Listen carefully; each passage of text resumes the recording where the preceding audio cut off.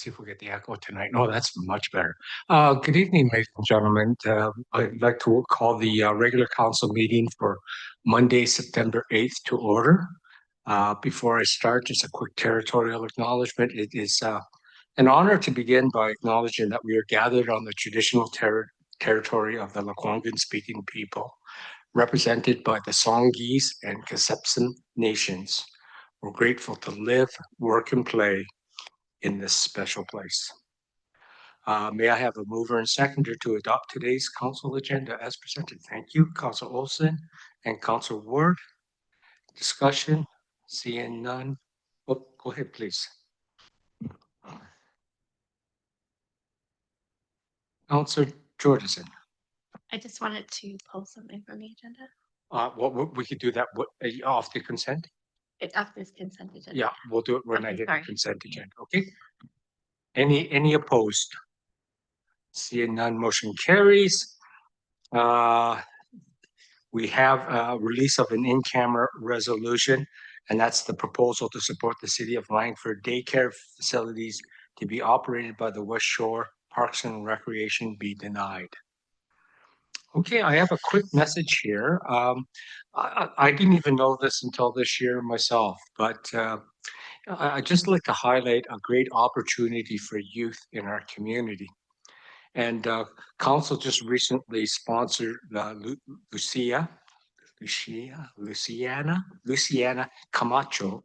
She's a Colwood resident and recent valedictorian of Royal Bay Secondary to attend the 2025 Union of BC Municipalities, or UBCM convention, as a student delegate.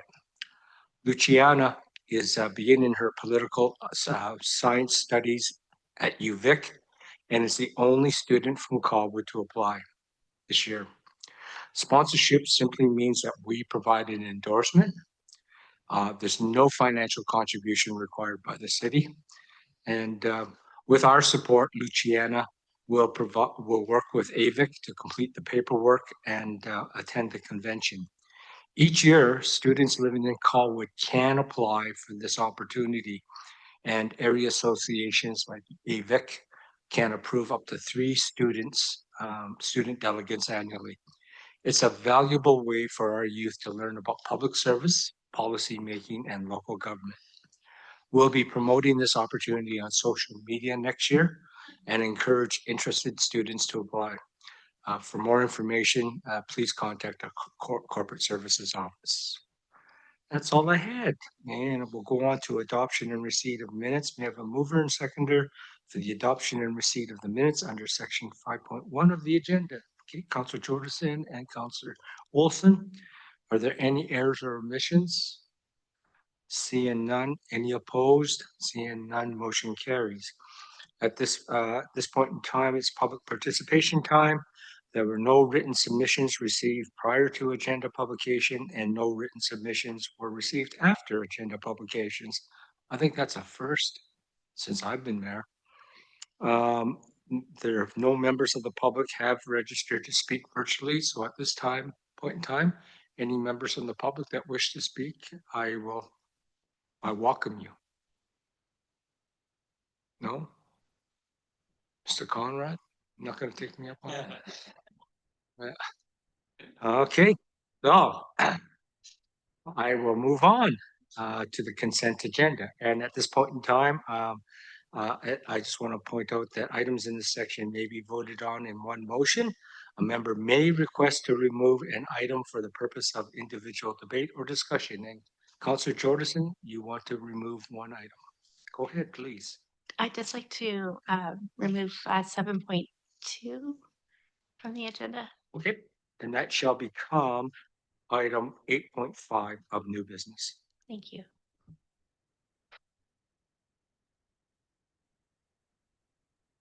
So can I get a motion for, okay, thank you very much. Seconder, Councilor Jordison. Discussion, seeing none, motion carries. Okay, now we get into new business. If I can ask the CEO introduce this, our first speaker, please. Thank you, Chair and members of Council. This is item this is item 8.1 with Carolyn Richman, our climate planner, and Cassandra Cummings from Diamond Head Consulting. This is the draft biodiversity report and strategic framework. The recommendation is that Council receive the draft state of biology report and draft human impact assessment of the Esquimalt Lagoon Migratory Bird Sanctuary report for information, and that staff be directed to use the strategy framework to guide public engagement for the development of a biodiversity conservation strategy. And further, that Council directs staff to bring forward the draft state of biodiversity report, the draft human impact assessment report of the Esquimalt Lagoon Migratory Bird Sanctuary report, and the strategic framework to the Parks and Environment Committee and the Waterfront Stewardship Committee for review and feedback. There is a presentation for Council should you wish to receive it. Please, thank you. Carolyn. Thank you, Your Worship. Good evening, Council, and thank you for your time tonight on this item. We're pleased to bring you an update on this project with some draft documents, as was mentioned, and a framework. This project is a priority under the Climate Action Plan, is part of our current budget. And the Esquimalt Lagoon piece, the assessment, was a direction of Council from November 2023. So this work has been unfolding, and with the project team, I'm happy to have Cassandra Cummings here from Diamond Head Consulting. She's a biologist and planner and the lead for Diamond Head on the consulting side. And I'm not moving my slides. Sorry. I'm leading for staff with a great internal team from Parks, GIS Planning, and Communications. So we are, through this report, providing you with an update on the project and some draft assessment reports and a framework that we propose to use to guide our public engagement through the fall as the strategy is developed. So I'm going to hand it over to Cassandra now to give you an update on the work.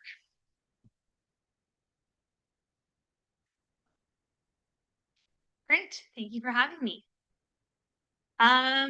Just a brief introduction to what we're going to chat about.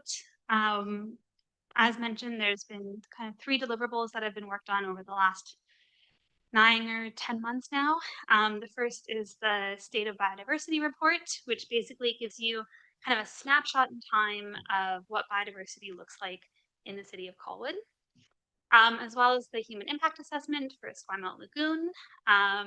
Council has identified in the past the importance of Esquimalt Lagoon. It's well known, I think, amongst your citizens, and so we wanted to spend some additional time specifically looking at the impacts of the lagoon. And then finally, we have the biodiversity conservation framework. The intent is to kind of talk about some of the high-level approaches that we want to take with the biodiversity conservation strategy so that we can get rolling on the strategy itself in the coming months.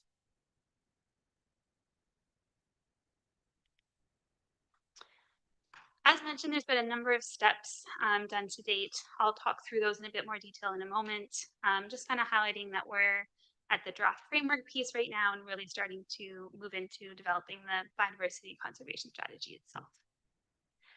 Engagement's been ongoing throughout the previous few months. We have an additional event coming up mid-October, and we're going to be continuing on with engagement throughout the project.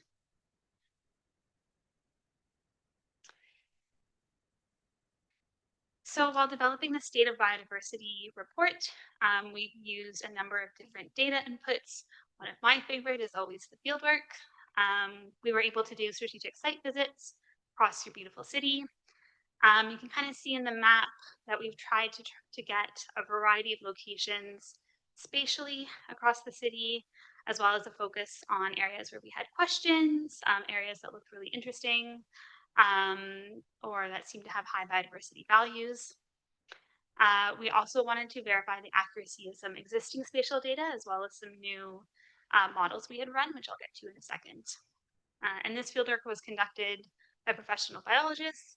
It was mostly limited to public land, but we did go to private land where we received permission, or if we could see from kind of the road, just the general conditions. As mentioned, we did a number of spatial analyses. We used several different input data for this, including the terrestrial ecosystem mapping, or TEM. We did run our own flow accumulation model. And so this was to try and identify perhaps any water courses that are missed within the city that perhaps we didn't know about before, as well as to find the existing of known locations of water courses. So just to get some really detailed flow model information. And as mentioned, those were field verified before they were brought into your water course data. So we also looked at species at risk and the Garry Oak ecosystems, as well as any other of the ecosystems at risk. And we used all of this data together to develop the biodiversity ranking, as well as the connectivity analysis.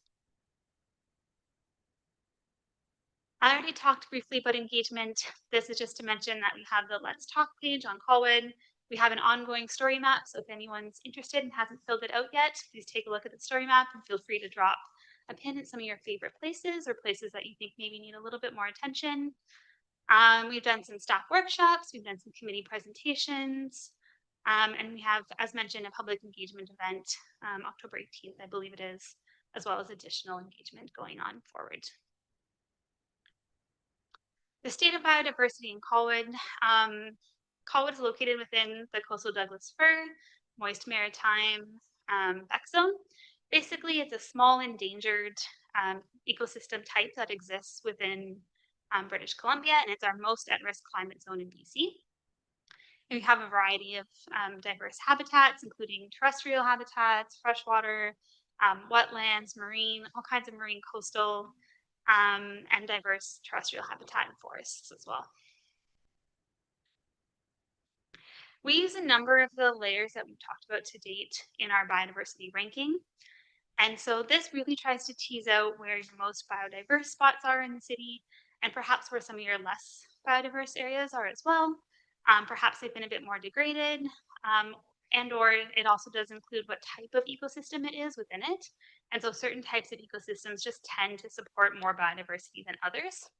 So this can be useful to understand where some of your kind of key priority areas for protection are, as well as to identify areas that could use some more attention. We used all these inputs to date to do an assessment of your connectivity, of your ecology. The writing's a little small, apologies, but the habitat hubs, and so those are your big dark green spots. Those are where your biggest, most connected and biodiverse habitat types are. And so these will have what's called refuge habitat. Basically, species can kind of get a break from humans within them. The smaller light green ones are your smaller habitat sites. And so these are usually either smaller or they have kind of a greater surface area to area ratio. So they don't have that kind of protected habitat where things can really get away, but they're still very valuable, especially when you're looking at movement through your system, as well as, of course, nature for all and access to nature. The orange connectivity corridors, these are kind of, you're seen as your movement corridors. So these are entirely based on existing corridors within the city currently. And so it really highlights the importance of kind of the marine area and into Esquimalt Lagoon, as well as some of the areas kind of around the edges of the city. And that really is what allows your animals to move between all the other sites.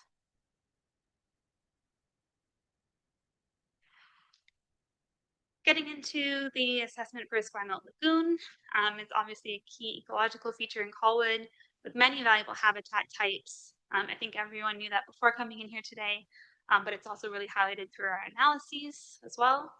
There's a variety of estuaries, coastal marshes, wetlands, sand ecosystems, eelgrass and kelp beds, and it's a part of the Pacific Flyway and an important stopover for many migratory birds.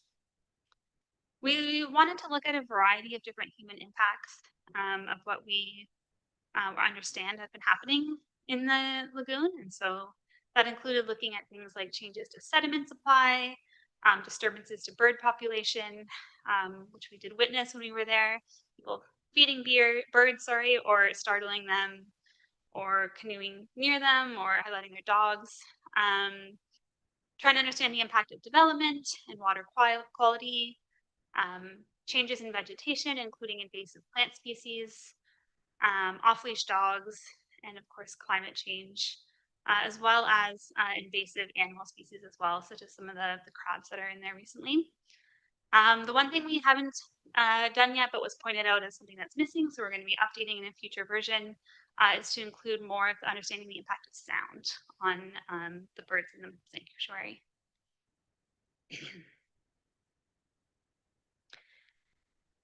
So looking at the strategy framework itself, the way we have it set up for you today in order to kind of facilitate our discussion is the vision. And so this will be developed through various consultation events, and we'll kind of set a high level direction.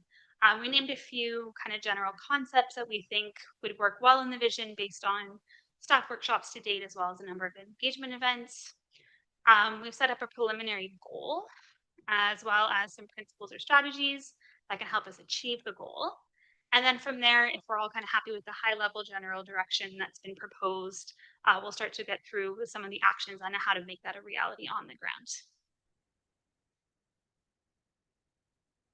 So the goal that's been set forward as of today is the City of Colwood prioritizes an integrated approach to the interconnected issues of climate change and biodiversity loss, including through the use of nature-based solutions. The city consistently increases protection and restoration of biodiversity and ecological connectivity to ensure the community and its natural assets are healthy, resilient, accessible, and conserved for future generations. The 5 principles we put forward to help make this goal happen is to protect, restore, and enhance biodiversity, climate resilience, and ecological function, establishing ecological connectivity across the city and in partnership with neighboring jurisdictions, integrate biodiversity and climate resilience into municipal planning and decision making, engage and really involve the community to be environmental stewards, both on private lands and public lands, and contribute towards biodiversity and climate action goals, as well as to develop policies and staff support to define and guide nature-based solutions that address climate action, other societal challenges, and provide measurable biodiversity benefits. And then finally, again, once we're all kind of happy with this general direction, we'd be looking to develop some smart actions that could be specific, measurable, and time-bound to make sure that we are able to really monitor what's been proposed going forward. I think that's me, so I'll pass it back to. Okay, just really quickly wrapping up, we're, you can see in this slide our plan for the next steps and hoping for your direction on those next steps, particularly with engagement. But we'd be leaving the technical reports open as draft until we bring back a final strategy, so those can be further refined. Thanks very much for your time. Thanks very much, Carolyn. That's a great presentation. I'll open the floor up for council if you have any questions. Councillor Olson. Thank you, Mr. Mayor. No, I'm happy to move the staff recommendation, receive the report. I understand that, it's a very comprehensive and detailed report with a lot of different layers, and that it would be going to the Waterfront Stewardship Committee as well as the Environment Committee. So, and then it will return to council. So I'm happy to move the staff recommendation. Okay. Thank you. I'll loop back to you. I just have a couple of questions. Thank you. Councillor Grove. Thank you, Mr. Mayor. The question is fairly specific. I think that the lagoon area was sewered in the past, 10, 12 years. I don't know how long, I've lost track. But it seems to me that the lagoon has benefited a great deal from the sewering of the lagoon area and the discontinuing of all these septic tanks leaching in. I have to admit, I didn't read every word. So I don't know if that is in there, or if there's a comparative from sort of before and after. The second part is also, I'm curious, or I would like to see how we can start taking very specific steps toward mitigating the impact of the human activities. We've done some of that on the lagoon, I know, and you speak to it here all over, like it's full of it. It's wonderful from my perspective. So these practical steps towards achieving those goals is kind of, for me, really keen. It can be small to start. got picked Colwood now. That's one in the right direction, I think. But anyway, I would love to see that. So thank you. Thanks very much. I just Oh, have, she had that one question. I was sorry. sorry, Mr. Mayor. I think there was an answer to my Oh, first don't worry question. about Answer two-parter. So, Sorry, I'll be super fast. yeah, thank you. We didn't do any of our own water quality testing or anything like that, so I don't think we have any new data to work with on that front. But that's a great point. Happy to include some additional research into the septic tank piece. And then on the action piece, I totally agree. I think everyone's always worried that things are going to be a strategy on the shelf, and so we're happy to make recommendations through those smart actions, and we're happy to make sure that those find their way into the strategy. Thanks very much. Just two questions, quick questions here.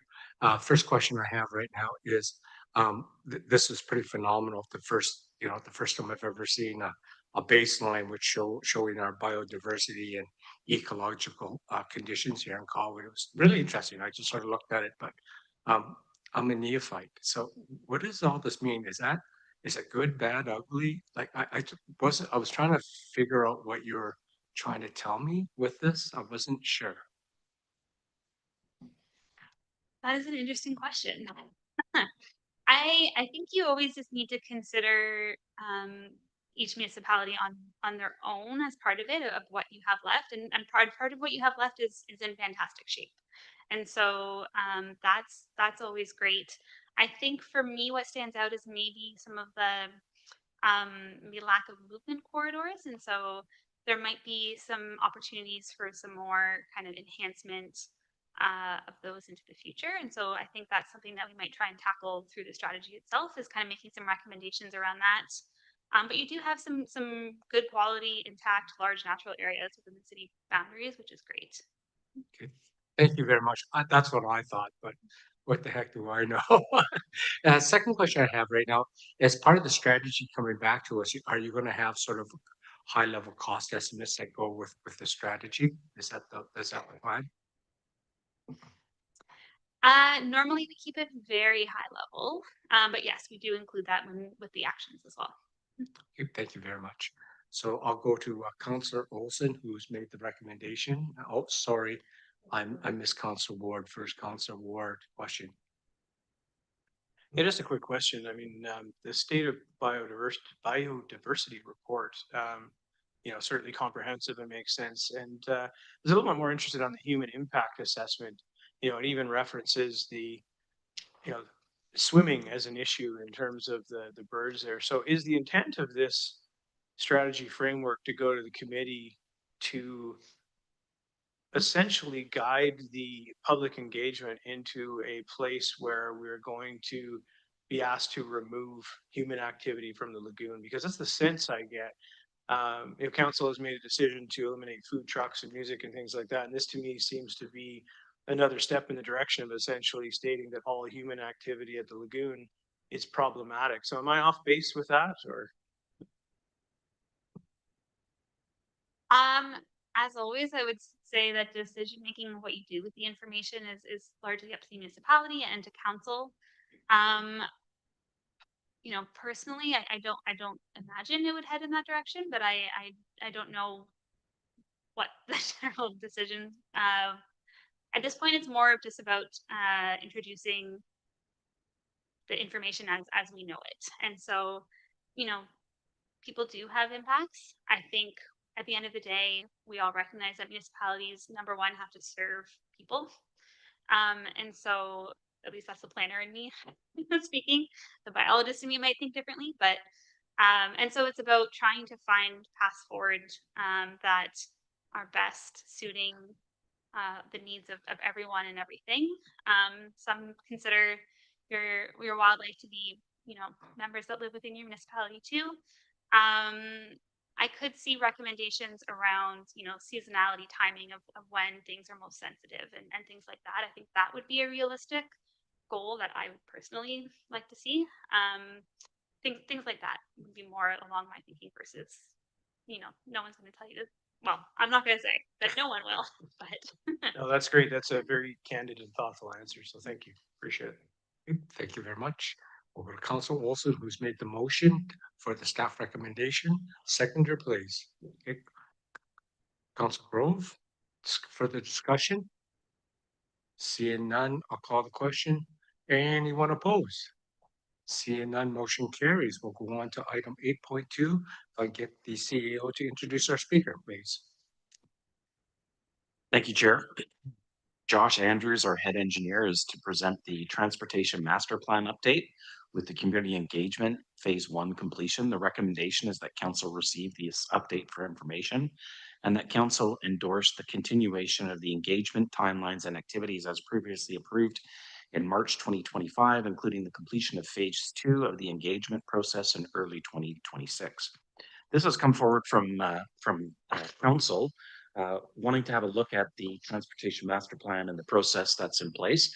So we put this report together to show council what the next steps are and to make sure that we're meeting what council's expectation is, because we understood there was a desire where we could possibly speed up this process. So that's what this report does, is identify the different options that council would have should you wish to do so. And Mr. Andrews does have a presentation should you wish to receive it. Thank you very much. We would like to, please. Thank you. Thank you so much.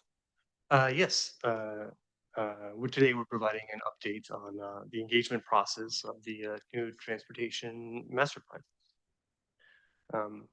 There we go. So as you all know, the existing TMP was completed in 2015, and the new TMP will reflect changes that we've seen in the community and the population since then, and give the city a future vision of what transportation through Colwood will look like. As part of that, the TMP update, the engagement is broken into 2 phases. Phase 1, just recently completed, was to identify the issues and opportunities and priorities from feedback from the community. And then phase 2 is to get feedback on the draft TMP that is upcoming. Phase 1 has been completed and included a number of different engagement activities, which included a project webpage, a couple newsletters, a bunch of stakeholder meetings, several public events, and a community survey. And to cap phase 1 off, we're coming back to council, should be in October, for what we learned engagement summary to discuss everything we heard from the community. As I mentioned, those stakeholder engagement meetings, what does that mean? And that's one-on-one meetings with, I think there's about a dozen different like groups and other communities that all that we'd like to consider when updating that TMP. So it includes a bunch of our neighboring communities, several agencies, including several different groups within the CRD. And of course, other independent places like even the West Shore Chamber of Commerce. For the phase 2, the objectives, we start with drafting the TMP and bring that to the community and the stakeholders, and then engage the feedback on that draft TMP to be able to incorporate what we hear. We start with bringing the TMP to council, and I think the current timeline is in January. Then we start the phase 2 engagement, update the TMP based on what we hear back during that engagement. And then the plan is to come back to council in April with that sort of finalized TMP for adoption, which I think is everything I just described is in this, there, that timeline. So as I said, in October, we'll have the engagement summary followed by TMP drafting, present to council, and then phase 2 engagement followed by finalization in March or April. Oh, sorry, March there is what we learned engagement summary of phase 2. So now we have an opportunity for your feedback on the engagement process. And if you wish, of course, we can pivot on the engagement plan, and a few options here that you could consider. And if you have any questions, we'd be very happy to answer them. Thank you so much. Thanks so much, Josh. Council Ward, please, open for questions. Thank you, Mr. Mayor. Through the chair, Josh, I just wonder, like, I'm certainly not opposed to continuation of engagement and happy to support any motion when the time comes. But I'm just wondering if we can find a way to maybe move past sort of the anecdotal feedback that we'll get. I mean, surely if you were to have folks that commute regularly respond, they're going to tell you the number one issue is traffic congestion, right? The proverbial Colwood crawl. Those who are heavily invested in mode shift and other things will tell you cycling infrastructure is the critical thing. Those with small children going to school may want, something similar, bike lanes or sidewalk improvements. And, I don't know if it's reflective of, the data that we see. So I just wonder if there's the ability to take the traffic modeling that we've had snippets of at a council level and take it to the broader community and basically show them this is what the future looks like. These are what all of the options are, and this is why we're proposing these things. I think just in the spirit of transparency, I don't know if that's feasible or not as part of the engagement process, but that's the question I had anyway. Great comments, and we'll see the phase 2 engagement is still in flux, so we can, improve that in several different ways. Of course, with the TMP update, we'll be incorporating all that data into what is in the TMP for discussion. And so I hope there'll be discussion within the TMP that we can speak to further with the community. Perfect. Thank you. Councillor Jordison. Thanks. I just had a question about, I guess there's been some engagement with the public, and some of those engagement sessions were talked a lot about sidewalks and cycling and transit, but nothing about roads. Are there going to be, like, it kind of ended after those things with more about active transportation and not about the actual road system? So just wondering if there's going to be, like, are they specific engagement sessions for the different components, or do you know what would have happened there? Like, I think people wanted to talk more about the actual road system and not about all the other stuff, but they wanted to focus on that a bit. Yeah. Thank you for your question. Yeah, and through the chair, the most of these engagement sessions are very open-ended, so the conversation will flow and we take feedback based on what people want to discuss and ask questions about. You're correct in that many of the people that are engaging at all of these, I've attended the vast majority of all these engagement sessions, and most of the community seems to be discussing the active transportation aspects of the TMP and what they'd like to see in bike lanes and so on and so forth. I think to Councillor Ward and your point, those that are driving through the community may or may not actually live in Colwood. And so far with our engagement, I think we've seen, and we'll see a little bit more in what we heard summary, but I think we've seen more participation from that active transportation community than we have from the drivers. Does that mean that drivers are completely satisfied with the roads and they don't want to see anything changed? Probably not, but it's part of the engagement strategy, and maybe in part 2, when we have an updated TMP, we'll get more engagement from those people that so far don't seem to be as interested in engaging. Thank you, Josh. So that's a great segue into my question, Josh, to wrap this up. So you had something that interested me in that, and you said, who you were talking to, you grouped this group together. It was resident workshop and interested parties. So could you explain who is that? Is that like the infrastructure committee, infrastructure and transportation committee? Is it those members? Is it like, who exactly is that? Is that by special invitation? Who's actually being invited to the party? Thank you. Great question. So I think the stakeholder engagement and those interested parties were those individual meetings with organized groups and not just the community as a whole.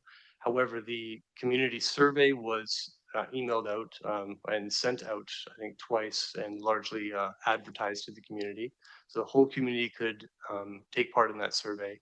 Everyone who responded to the survey and everyone who had also previously asked in another unrelated community engagement through our communications department invitations went out to 100 and 200 people or something like that to take part in that resident workshop.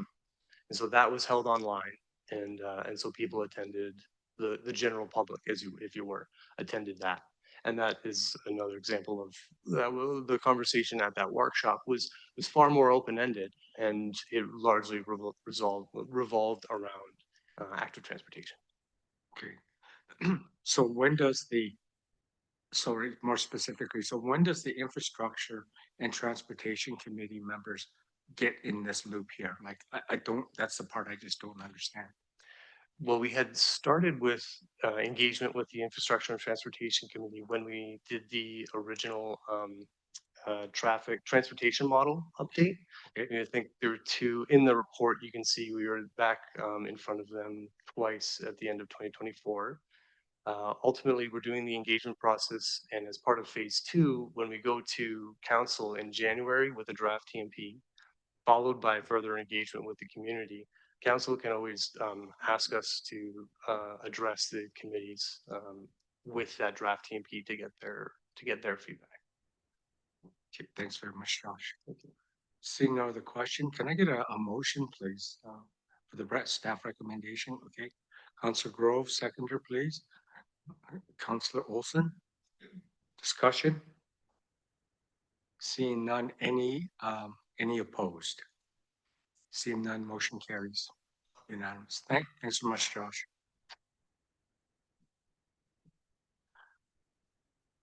Mr. Johnson, would you introduce our next speaker, please? Thank you, Chair.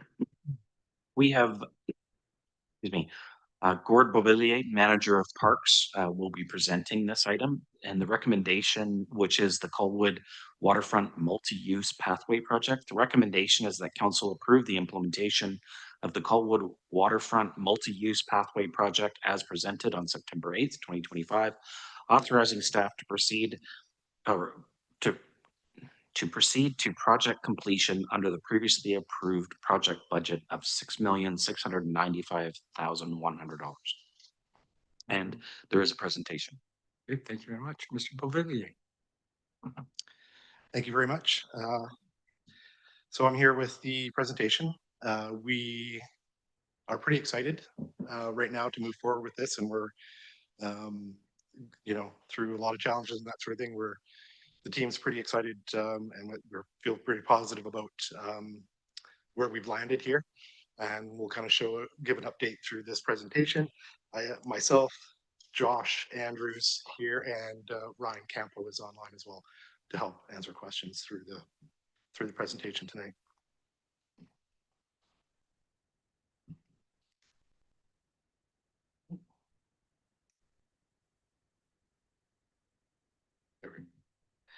So tonight we have we'll have a project update, some challenges that we ran into, the proposed solutions, and then we'll show some of the Colwood Waterfront Stewardship Plan concept drawings with the multi-use pathway, and then next steps and timelines. So where we are now is we've had the functional design has been completed. It included site survey, data collection, background investigation and reporting for environmental permitting, coastal engineering, agricultural permitting, and green shores rating, identifying and solving key design challenges, and First Nations engagement. There was significant increase in the project's estimated cost from the original 6.7 million, which was the original over to around 21 million. So in that, staff did a fulsome review and scope of the funding and the funding constraints.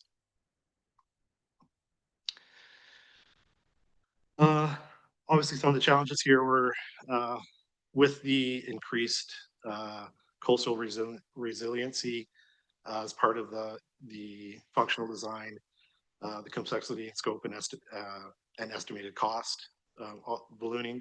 Additional complexity offered no guarantee of additional resilience.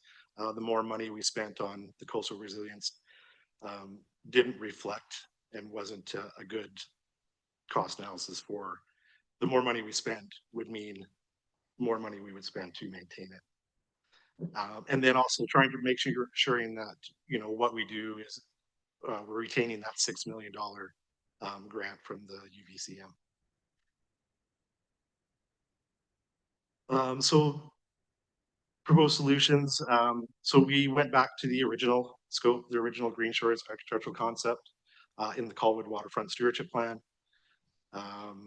The UBCM grant application was based on agricultural concepts, and revised Class C estimate is within budget. So going back, having a good fulsome look at the, you know, the original concept, we felt like we could do what we wanted to do in the first place within the budget. So the next few slides here show are from the Waterfront Stewardship Plan, and part of a couple of presentations actually, and they come from the Waterfront Stewardship Plan, and they just show some of the multi-use pathway and what it was looking for, that defining the elements of the plan, various surface materials and width depending on site conditions, shared trails for bikes, strollers, pedestrians, and, you know, universally accessible design. So we'll start with the South Beach, and you'll see in some of these there's redlined out some of the design outcomes, and there's also some changes as well. A lot of these were out of the scope well before the functional design, and were not included in the scope of the project. So we begin the multi-use path here. We would have integrated riparian and dune restoration along this area. The Riflewood Berm crossing, this is the northward part of the extension, integrated salt marsh riparian and dune restoration, and the multi-use path crosswalk where it crosses to the other side. The Coburn Peninsula, or Coburn North, the northern limit of the multi-use path, integrated salt marsh riparian dune, traffic calming, and reconfigured parking. And then Millburn, which is around the pump station washrooms, starts the south extension of the trail, path alignment, response to site conditions, riparian and dune restoration, and safety improvements. And you'll see stuff like the Wave Plaza, which is, you know, is still part of the revision of trying to fit. We do have area constraints around the Wave Plaza, traffic calming on Ocean Boulevard, and then parking lot reconfiguration are all subject to engineering analysis, but are still within the scope that we're hoping to do. Lagoon West was not in the scope. This was taken out very early. Perimeter Park was taken out, I believe, in 2021 and went to council in 2023 with the removal of this. The city is working with developer contributions with Beachland, and this would be outside of the scope of the Waterfront Stewardship Plan. And we have our timeline. So we would complete the revised 50% design into January 2026, where we would continue to move forward with permitting, which is a 12 months minimum, and then complete the design in 2026, with hopes of tampering and construction in 2027 to meet our deadline of our grant deadline in January of 2028. That's all I have for you for the presentation. Thanks very much. Order, Josh. I first commend you on going back to the original plan here. I think in terms of bang for our buck, it's pretty evident that this is the right way to go. Definitely support it. I did have a question, as you know, around the perimeter park component of this. The public facing communication from the city in April of 2023 was heavily focused on the connectivity to what was then Royal Bay or Royal Beach and now Beachlands, and a real focus for a lot of people. I think for many that have sort of concerns around accessibility of beachlands in the future, that it could become a almost a gated community. The idea of connecting the waterfront, you know, along that 4 kilometers was a pretty critical part of this, almost more so than the work at the lagoon. And again, when the announcement was made about the design and services contract awarded to Associated Engineering in January of 24, again, all the communication again then really focused on this 4 kilometer connectivity, which I think a lot of appeal there. It would be hard pressed to argue against the idea that that really adds value to Colwood.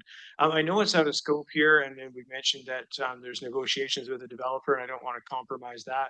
But I just wonder if there is a timeline, I guess, if you will, on that, and if that can happen concurrent to, you know, what we see here, so that we realize the full scope of this plan, you know, within a reasonable time frame.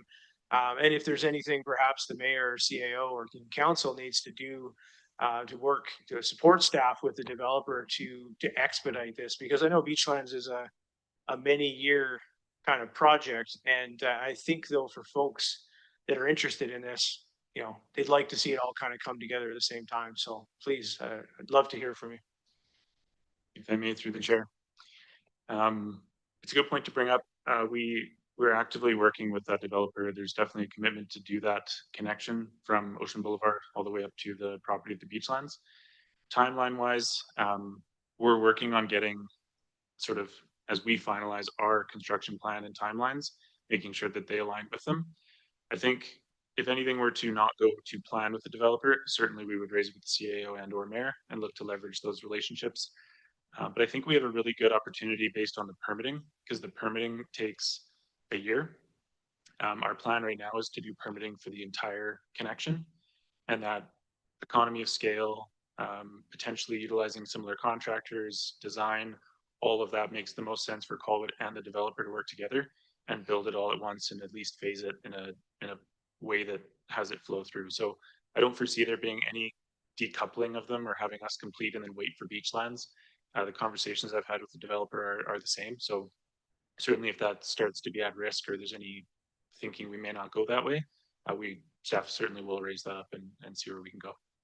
Thank you very much, Mr. Bales. And just a quick follow-up through the chair to perhaps the CAO. I just think that based on the history of communication around this project and the idea that it was one project, one time frame, 4 kilometer beach path, we should be cognizant of the comms that go out should this motion go forward this evening. You know, what that messaging is to the community in terms of what they can expect and when. And I recognize the sensitivity around committing to something when you're in active negotiations with the developer, but I just raised that the community is watching, and then I know I've had a lot of people that are really keen on this, so our messaging will, you know, will be something people are paying attention to. Thank you. Mr. Johnson. Thank you. If I can just respond quickly. I meet with the developers monthly, the larger scale developers, and this is certainly one of the items that I will raise in our next meeting. It was supposed to happen today. It was delayed, so it's an apropos time to bring that forward. And we will certainly do so, understanding that the community's expectation is that it is a contiguous pathway. Who builds it, when, and whatnot. What the public wants is access, and we'll certainly bring that to the developers' attention. And it does make sense from an economies of scale perspective for us to go through the permitting. Not that our permitting process is any different than what a developer would have to go through, but to only have to approve the project once through the various approvals that are necessary would make sense from the developer to do it all at the same time. And we will carry that forward. And if there are any issues, we will certainly bring that to council's attention so that we can get council's feedback where needed in order to make sure that they're dovetailed together. Thanks very much. I will go virtually to Councillor Jensen. Thank you, Your Worship. Fantastic. I enjoyed reading this, and I look forward to the outcome, Gord. But just a small niggly detail, and the mayor might be able to chime in with some of his discussions. But it's a big, ugly eyesore, that fenced prison compound at the end of the lagoon near the bridge there.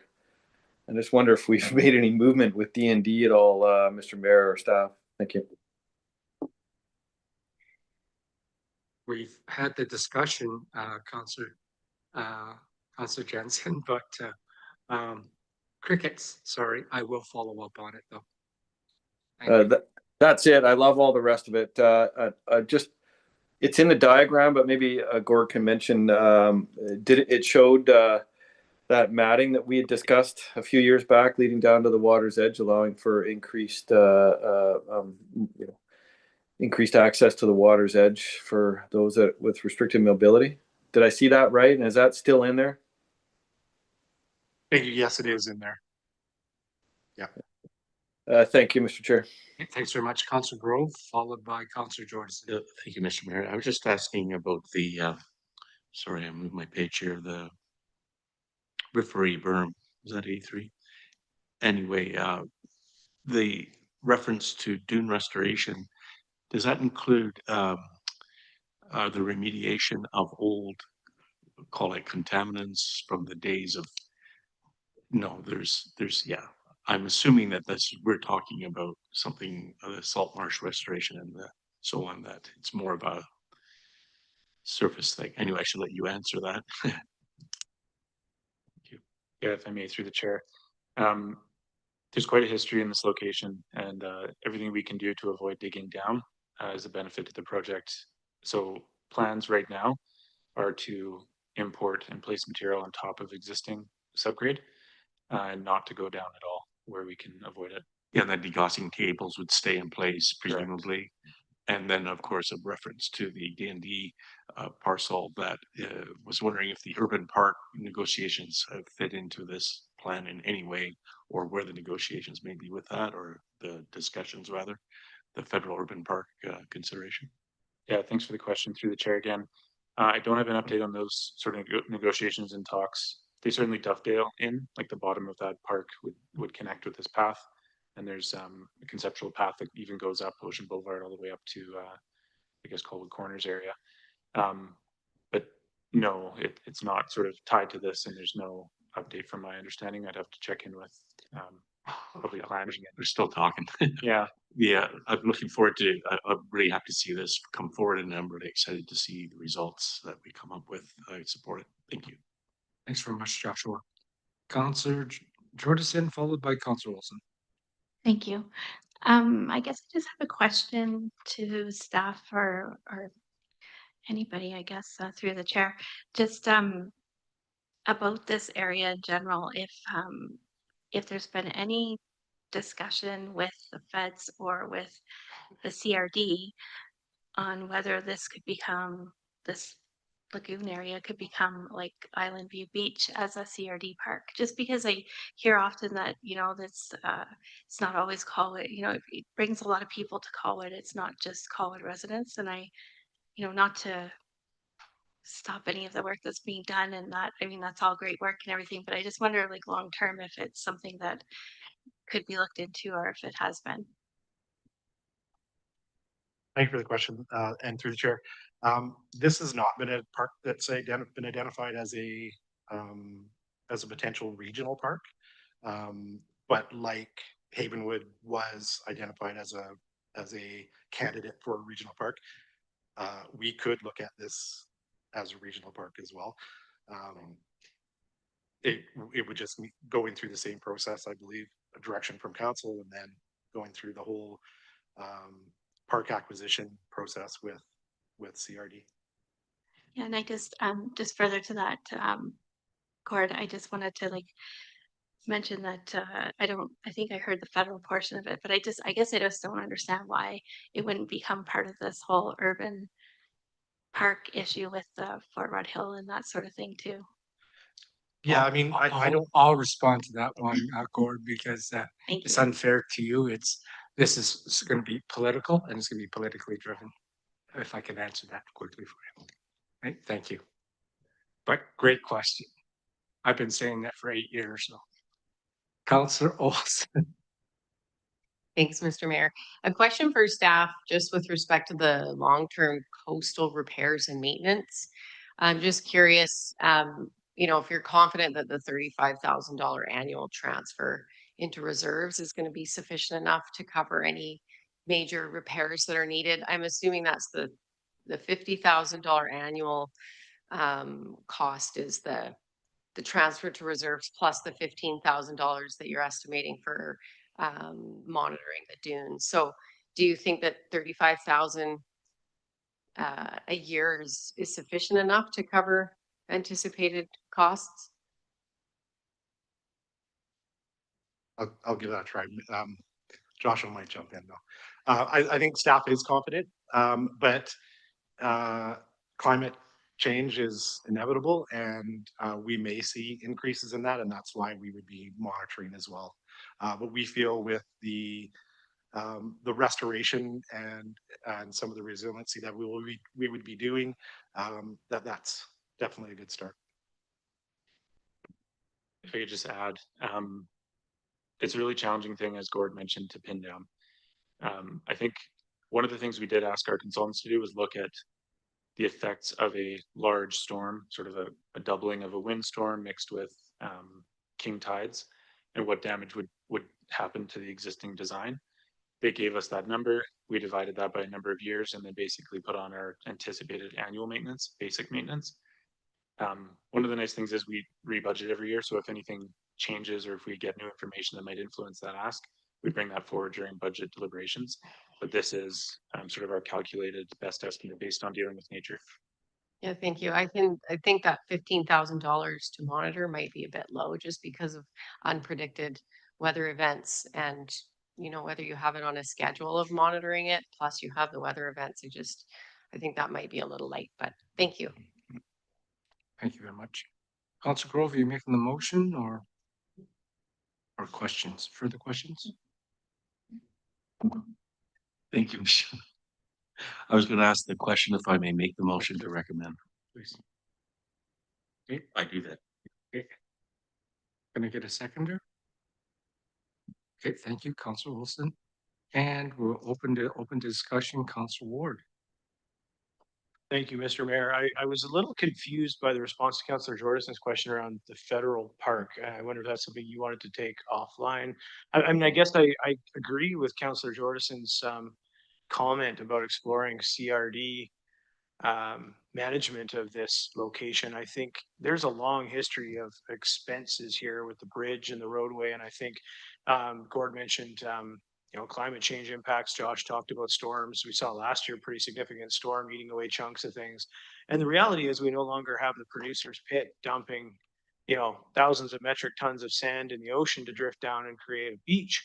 You know, that has stopped. So this is going to become a bottomless pit in terms of money, not necessarily even in my generation beyond, but I do, you know, there's obviously information I'm not privy to, but I think there should be a serious conversation about, if not the feds, if they're not at the table, then talking to the CRD. I mean, I look at Island View as a great example. This is a regional park. I think that was brought up certainly during our deliberations around this food truck decision, that people come from all over. And should Colwood be subsidizing, you know, a regional park? And just to be a little cheeky, I have to mention that the report, including the original press release, talks about food truck bays on as part of the project. So that's pretty cool. Met's probably getting pulled out. I just thought I'd throw that out there. But I'm, you know, I'm happy to support the motion, but I question if there's some validity now to add an amendment to say concurrently we should be exploring other ownership, or if we want to do that at a separate time. I'm open. I don't want to lose track of that idea. It is a Councillor Ward, great point. And with all due respect, it is being discussed. It's already been brought up to the federal level as well as the provincial level, MLA. And CRD, yeah, that'll be involved in it too. But yes, a lot of the discussions have started in actual fact. So that's all I can say for now. No, and that's fine. I'm content with that. Thank you. No, not a problem. Thank you. So I had a seconder. Any other discussion? Seeing none, any opposed to the motion? Seeing none, motion carries. And we'll move on to 8.5. If you can introduce that, Mr. Johnson, please, on housing targets. 8.4 is Gord Beauvillier, manager. Sorry, yeah, sorry. Um, My eyes are all funny. I ate that cookie. 8.4, please, first. Yeah, Gord Beauvillier, manager of parks, the funding for Quarry Park Phase 2. The recommendation is that council direct staff to reallocate $175,000 from the planned activities in the Colwood Creek Park improvements funding to complete interim earthworks and hydro seeding for the non-athletic field portions of Quarry Park Phase 2. Mr. Beauvillier is here to provide council with the presentation should you wish to receive it. Thank you very much. There is no presentation. Didn't think so. So so as part of the Quarry Park expansion and the what the developer is required to supply to us, we do have the extra part of the about 1.9 hectares, I believe. And the reason we want to go on this is to cut down on the dust mitigation for next year. So if we can get started on this this year, we can have some green space for next spring and summer, and then that we can allocate some funding or divert some funding that was allocated for Colwood Creek, you know, and then we can get this done and still you know, Colwood Creek, as we work through our ALC process there, we can still look at funding that later on and then using this funding to get this work done for the upcoming season. Staff is still in discussion and working with the developer for the parts of the park that are to be supplied by the path development, and we'll be coming back to council with that at a later date. Thank you. Councillor, we'll open the questions to council. Councillor Jordison, you're up. Thank you, Mayor. To staff, Gord, I had some questions from the public just about Colwood Park and I don't know if I don't think it has to do with the agricultural land stuff, but there's like orange cones on the bridge where there's some repairs that need to be done with the bridge, and they've been there for a long time, and there's some other things, and I'm just wondering like what those remediations are, and if there's any way to move those along if they don't have to do with the bigger agricultural land thing. Thank you for the question through the chair. Those are part of our pedestrian bridge program, and currently we are in the process of doing those. The one bridge with that has been the longest that needs a complete redo. We are starting that. We have to get a permit to do that because it's we do work in and about a stream. So there's a timeline that we have to do that work within that timeline, and that's starting in the next couple of weeks, and then that bridge will be done, and the second bridge has already been completed. Okay, thank you. Thank you very much. Councillor Ward. Thank you, Mr. Mayor. Unless Councillor Jansen has a comment, I would like to move the staff recommendation. Do you have a question first, Councillor Jansen? Sorry. No? Okay. So I got a mover, a seconder, please. Okay, Councillor Grove. Discussion? Like to talk now, Councillor Jansen? Okay, over to you. Thank you, Mr. Mayor, and thanks, Gord. This makes all the sense in the world. The more we can do to achieve some usable green space for the community and to mitigate the dust, I'm in favor of. I would like to talk about $15,000 for the dog park. Maybe you can shed some light on that. What are we achieving with a contractor for $15,000? So are you asking? So that money was allocated to Colwood Creek to start. Okay. Yeah, to start a. So, yeah, design. you've broken it up, 175,000 and then 15,000. So I'm specifically talking about the dog park 15,000. And I mean, is that? I think so I have 175,000 that would have cost us to do the hydro seeding and the earthworks for Quarry Park. That is coming from $160,000 for the playground Yeah. design and $15,000 for the dog park design from Colwood Creek Park. Okay, so that's just where the funding's coming from. That's not the design of a dog park at Quarry Park. No. Okay, sorry, and I don't have the benefit of dual screens here, so I'm going by my recollection. So that makes sense then. Thank you, because I was going to ask questions about designing a dog park.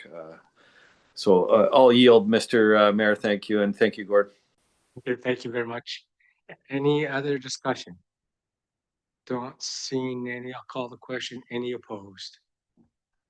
Seeing none, motion carries unanimous. And now we get to the infamous 8.5.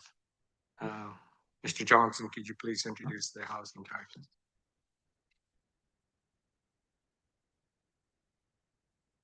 Thank you. Kaitlyn Suzuki, our planning technician, has a report on this agenda under 8.5 Housing Targets Progress Report, reporting period 1.2. The recommendation is that council direct staff to provide the Housing Targets Progress Report from the reporting period 1.2, August 1st, 2024 to July 31st, 2025 to the Minister of Housing and Municipal Affairs. And there is a presentation should you wish to receive it.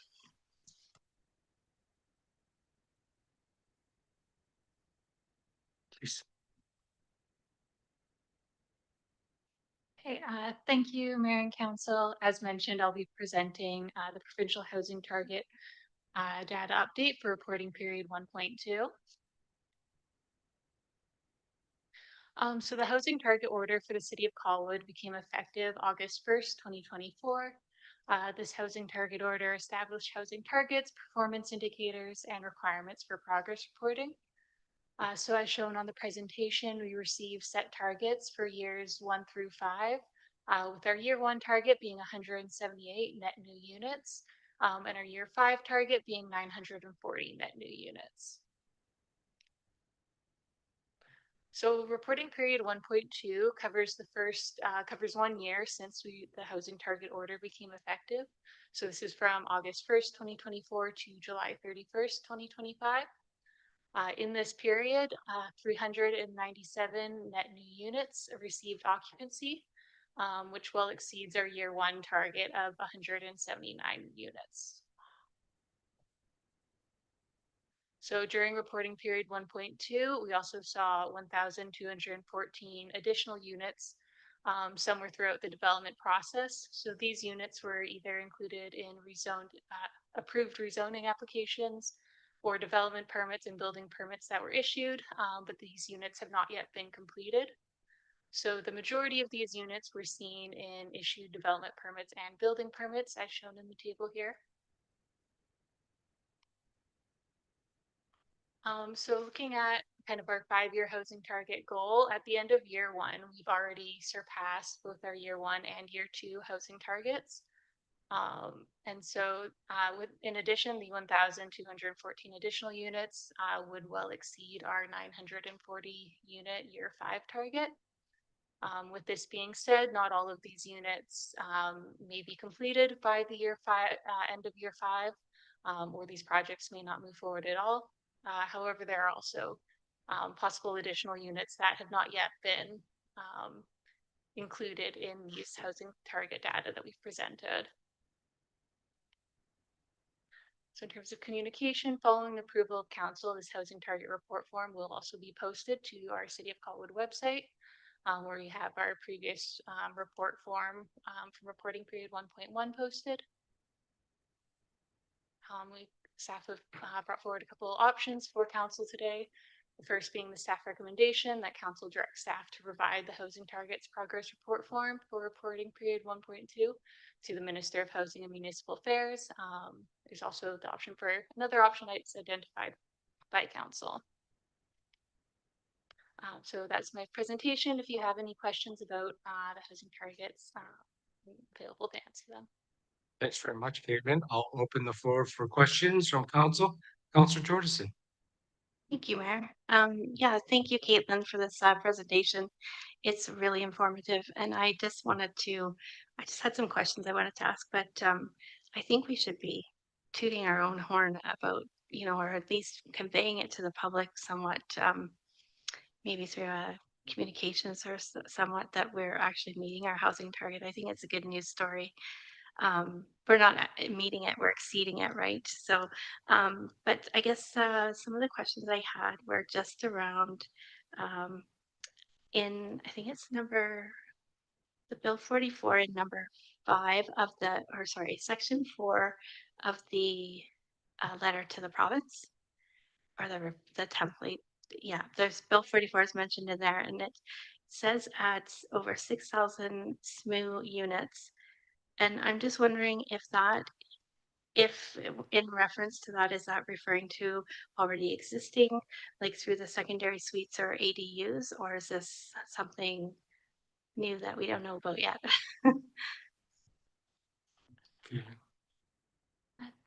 Thank you for the question.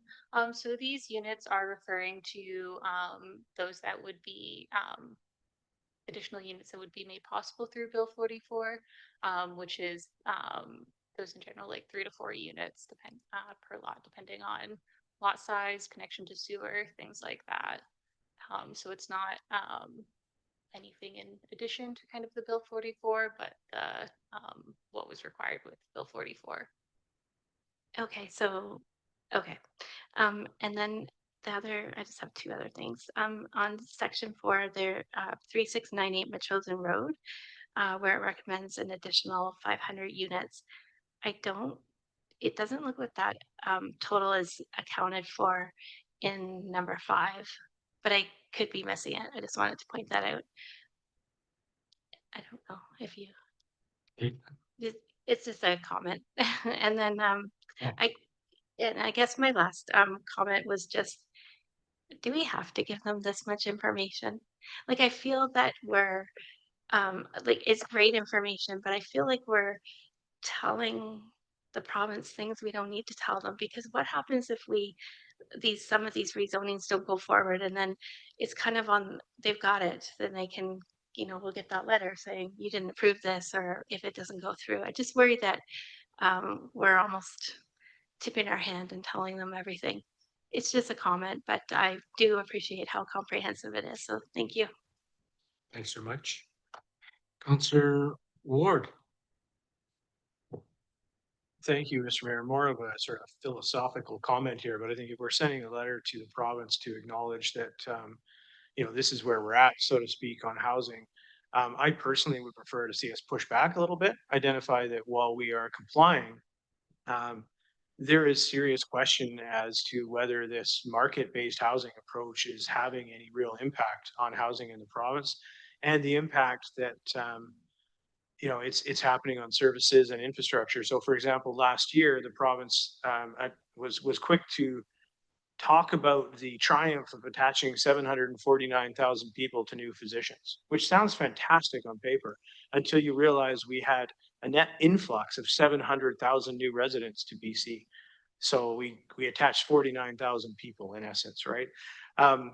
In late August, 27 leading experts published a letter that they sent to David Eby around really the fallacy of this market-based housing approach, and that the government should focus on adding affordability, prioritizing the building of non-market housing, and preserving existing affordable housing. And I believe that. I keep hearing we have a housing crisis, and I would suggest we have a housing affordability crisis. And we're not talking about the demand side. So unless we're really focused on building affordable homes, this to me is just performative nonsense. There's a lot of communities that are starting to wake up to that and push back, but the development lobby, and we all know I'm not anti-development, I think my track record shows that, but the development lobby in this province is very, very integrated within larger communities like Victoria, Saanich, and the provincial NDPs. So they will continue to argue that this is the approach we should take. So I won't support a motion just to send the report back. I'd be seeking an amendment to express our concern with the lack of focus on affordable housing by the province. So I'll leave that at the moment, but that's an amendment I'd be seeking, or a motion I'd be seeking to make. Okay, thanks very much, Councillor Ward. And I don't disagree with you, Councillor Ward, at all. And I'm trying to work from a position of strength, which is, hey, I'm achieving what I want. And the point that you just made right now is an issue related related, and I will agree with you, but my plan for this is to tackle that head on. And believe me, I will tackle this head on. But I want to keep it separate because right now, I don't want someone, and I found out how vengeful people are right now. I don't want someone coming in right now and saying, oh, well, no, we thought about it for you Colwoodians here, and we're gonna up the target on you. No. I want to keep it separate. So I want to say, hey, we're achieving it, and we can argue from to me from a point of strength. So if you like my strategy, absolutely work with you, Council Ward, on this. And I would like to take this up separately. That's for sure, because you're right. It is an affordability issue right now. And it's clear, the data shows it clearly with all this extra housing that we've got on the market right now. It's not making a difference to rent or to prices of homes. And really, they might say it is because there's a slight drop in prices right now, but that's more from the cost of goods side, to tell you the truth. So I agree with you. I agree with everything, but if I can recommend to you that I would like to keep it separate, I want to work from what I call a position of strength, because we're meeting it. So anyways, that's my thought process on it. Any other questions? Seeing none, I'm going to ask someone to make the motion, please. Councillor Grove, seconder. Councillor Olson. Any other discussion? Seeing none, I'll call the question. Any opposed? Okay, Councillor Grove and Councillor Jordison opposed. The motion carries. Okay, thank you very much. We will move on, please, to bylaws. Marcy, to read the bylaws, please. Thank you, Your Worship. So the first one on your agenda here is for bylaw number 2077. So this bylaw was brought to council on July 14th, where you gave it first, second, and third readings. The bylaw was then referred by council to the Waterfront Stewardship Committee for feedback prior to adoption, and as per the recommendation in the staff report. The committee reviewed the bylaw at their August 28, 2025 meeting and proposed additional provisions to strengthen enforcement and to clarify the definitions. These recommendations have been incorporated into a revised draft bylaw. Attached is the Animal Control Bylaw 1533, 2014, Amendment number 2, Bylaw number 2077, 2025. So tonight we are requesting if council wants to make those changes to rescind third reading, give it third reading as amended, and then proceed to adoption of the animal control bylaw. Thank you. Thank you very much. Councillor Olson, question? Sorry. Oh, I saw it, so that was good. Or if you want to motivate, please. Sure, I just thought it would be good to provide some rationale behind the amendment, specifically to feeding of the wildlife, 2.2 under section 14.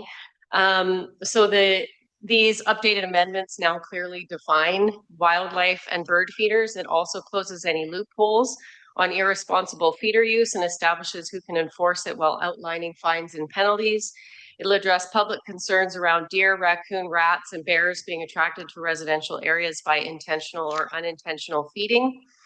Other municipalities in the region, such as Saanich, View Royal, and Esquimalt, have added clear language to reduce human-wildlife interaction, and it will discourage artificial feeding that disrupts natural foraging behavior and brings the city in line with regional best practices. Thank you. Thank you very much for putting the context around. Councillor Ward, question? Thank you, Mr. Mayor. So just to be clear, if somebody's down at the lagoon and they toss some bread for a duck or a goose, I guess, it's a $10,000 fine. That's what we're exploring here. Councillor Olson. Actually, I think maybe Byron can probably speak to it better than myself. Byron, please. Thank you for the question and through the chair. The number 10,000 would have come from a previous version of the community charter to set the government's maximum penalty that we're able to chase down. There actually aren't any fines or penalties associated with this bylaw change, similar to our pesticide bylaw that went through. So our theory is, we don't picture this as an overwhelming issue that we have to deal with, and we're imagining that we'll get voluntary compliance with that. So, in answer to your question, Council Ward, we would. I don't know if I'll ever in my career seek the $10,000 through the community charter long form prosecution, but the next step would be if we do feel this is an overwhelming issue that we do need a ticketing part for, then we'll amend our MTI or bylaw notice enforcement bylaws. So far, the pesticide one has been manageable as well. So, Thanks very much. That's a different subject. Can I get a motion, please? Okay, Councillor Grove, please, and seconder, please. Okay, Councillor Jordison. Discussion. We're getting silly here. Call the question. Any opposed? Seeing none, motion carries. Next, please. Thank you, Your Worship. We have sewer local area service enlargement amendment bylaws all going for first, second, and third reading. Bylaw 2083, Colwood Main Sewer for 484 Delora Drive. Bylaw 2084, Colwood South Sewer, 484 Delora Drive. Bylaw 2087, Colwood Main Sewer, 3354 Wishart Road. And Bylaw 2088, Colwood West Sewer, 3354 Wishart Road. Mover and seconder, please. Councillor Jordison, Councillor Grove. Discussion. Any opposed? Seeing none, motion carries. Next, please. Thank you. The following are all going for adoption. These are sewer local area service enlargement amendment bylaws. Bylaw number 2066, Colwood Central Sewer for 2357 Souk Road. Bylaw 2069, Colwood Main Sewer for 2357 Souk Road. Bylaw 2078, Colwood Main Sewer 2266 Souk Road. Bylaw 2079, Colwood Central Sewer 2266 Souk Road. Bylaw 2081, Colwood Main Sewer for 2437 Souk Road. And Bylaw 2082, Colwood Central Sewer for 2437 Souk Road. Mover and seconder, please. Councillor Olson and Councillor Grove. Discussion. Any opposed? Seeing none, motion carries. Motion to close the meeting, please. Thank you. Councillor Olson, Councillor Grove, and any opposed? And we'll take a recess right now so we can close the meeting, please, to the public. Thank you.